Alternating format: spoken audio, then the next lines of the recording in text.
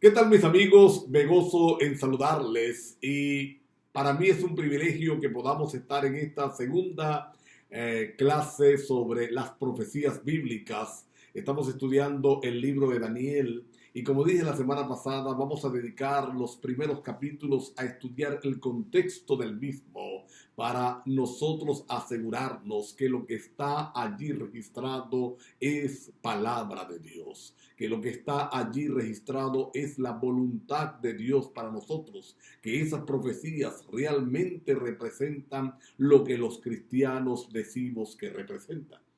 La semana pasada estuvimos estudiando entonces como introducción a este libro, su título, su autor y presentamos tres razones por las cuales nosotros creemos, aseguramos que Daniel es el autor del libro que lleva su nombre.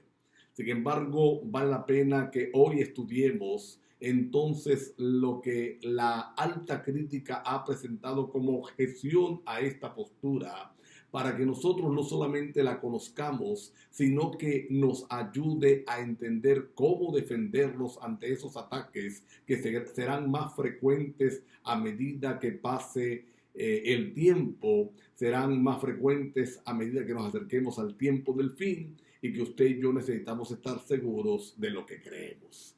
En la actualidad, los eruditos mantienen dos posiciones en cuanto al libro de Daniel. Una opinión minoritaria que la tienen, como dijimos la semana pasada, tradicionalmente tanto judíos como cristianos, es aquella tesis que sostiene que Daniel es el autor del libro. Como ya dije, la semana pasada vimos tres razones por las cuales nosotros aceptamos esta verdad. Y esta tesis es llamada la tesis exílica. Y es llamada tesis exílica porque sitúa al autor del libro en el exilio, lo coloca como un individuo que vivió dentro de Babilonia, que conoció a Babilonia por dentro y que en consecuencia pudo narrarnos la historia de primera mano y pudo presentarnos la palabra de Dios. Pero entonces la alta crítica ha empezado o ha presentado, mejor dicho, una tesis contraria. Esta tesis es conocida como la tesis macabea. ¿Por qué razón? Porque sitúa al autor de Daniel que como un individuo que vivió en el siglo segundo antes de Cristo, en plena crisis desatada por Antíoco IV Epífanes, y que o mejor dicho, que él toma el nombre de Daniel, o se presenta como uno que vivió en el siglo sexto antes de Cristo, en el tiempo del exilio, pero que realmente lo que está es presentando la historia que se está viviendo. Esta tesis presentada por la alta crítica entonces dice que las profecías no son tal cosa como una profecía, sino simplemente una narración de hechos históricos que el autor está viendo, presenciando, lo presenta como una profecía para animar al pueblo que está peleando contra Antíoco Epífanes IV y que está sufriendo entonces los embates de este tirano. Así que esta tesis, como ya dije, conocida como la tesis macabea, es la tesis mayoritaria entre los estudiosos de la Biblia en el día de hoy.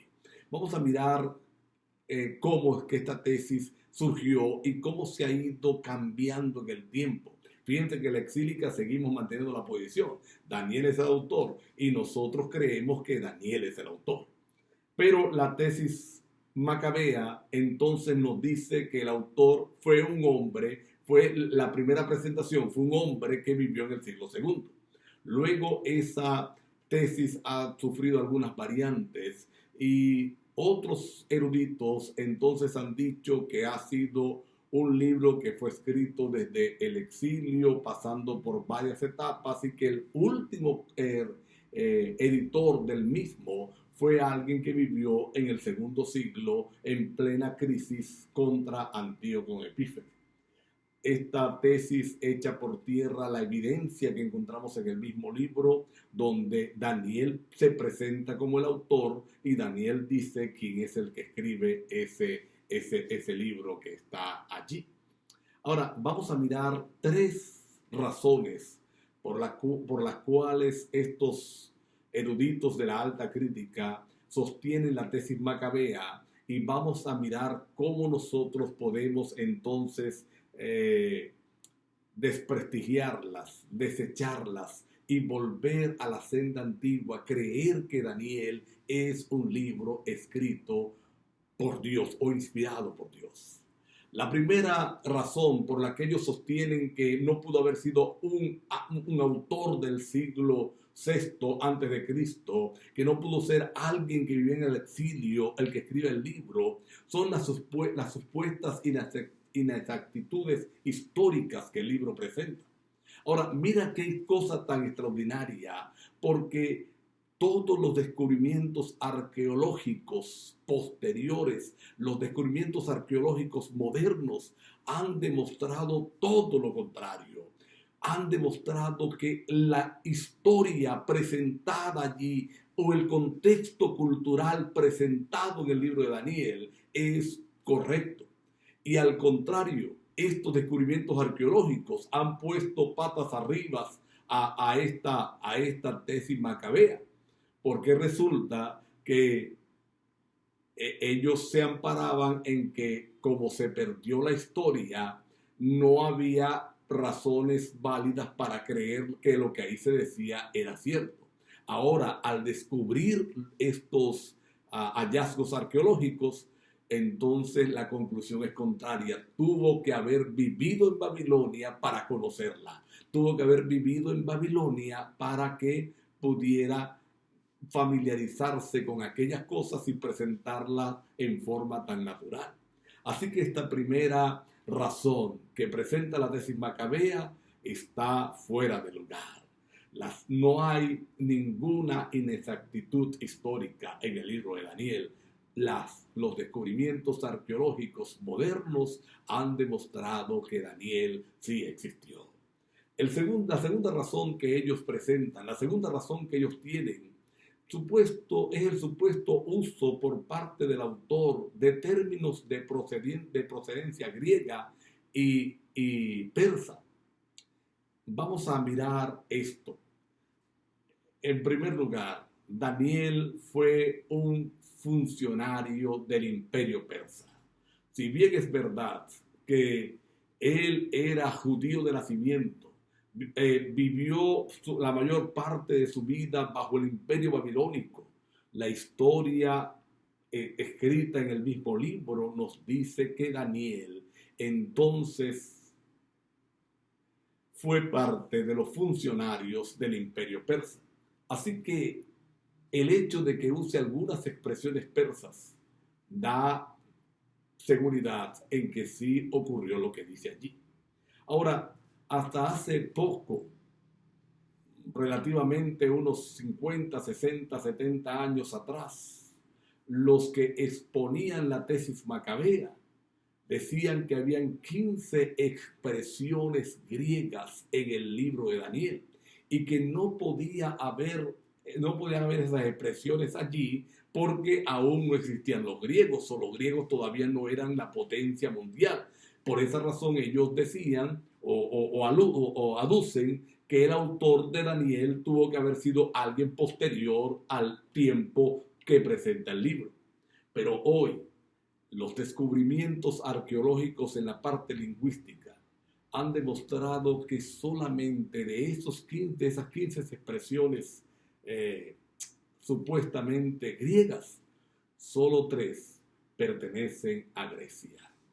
Y entonces la pregunta sería al contrario, la pregunta sería todo al revés, porque si realmente hubiera sido un autor posterior, alguien que escribe 4 siglos después, en el momento que ya está la historia seleucida presentándose, entonces la pregunta no sería por qué hay 3 expresiones griegas, sino porque hay apenas 3 expresiones griegas. Debieran haber más, porque era el idioma que se hablaba en el momento. Así que también esta segunda razón es desechada. Esta segunda razón no tiene basamento firme para creerla, y seguimos creyendo entonces que Daniel es el autor del libro. Una tercera razón que ellos presentan, quizás la más fuerte, donde mayor ahínco hacen, y algunas iglesias cristianas sostienen esta tesis, yo le diría pseudo cristianas, es el estrecho paralelo entre Daniel 11 y el periodo histórico de Antíoco Epífanes IV.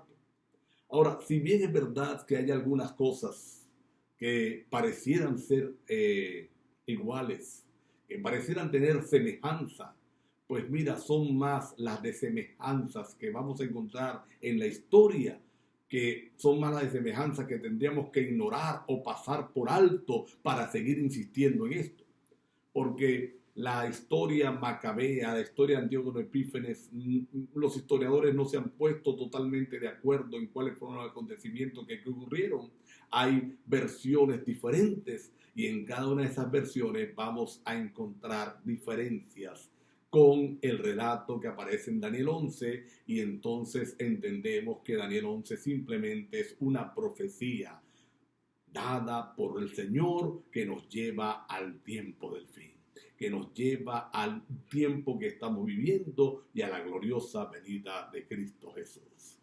Si bien el enemigo ha querido destruir el libro de Daniel, nosotros podemos hoy reafirmar nuestra creencia y nuestra posición. Hoy nosotros podemos afirmar que Daniel es el libro que Dios inspiró para este tiempo. Por eso el enemigo le tiene tanto temor. Por eso el enemigo desea desfigurarlo. Por eso el enemigo utiliza aún a los supuestos estudiosos de las cosas bíblicas para desmejorarlo. Pero hoy reafirmemos nuestra creencia en el libro de Daniel y preparémonos para estudiarlo juntos. Preparémonos para profundizar juntos en el mensaje que Él tiene para nosotros, para que afirme nuestra fe, para que afirme nuestra posición ante el Señor y nos ayude a ser salvos cuando Él venga. Vamos a inclinar el rostro para orar. Padre eterno, gracias por la bonita oportunidad de estudiar el libro de Daniel. Señor, aunque el enemigo ha levantado a algunos para desprestigiar este libro, hoy reafirmamos nuestra fe en que es un libro inspirado, que su autor fue Daniel y que todo lo que está ahí ha sido dado por ti. Gracias, Señor, por tu amor, en el nombre de Jesús. Amén.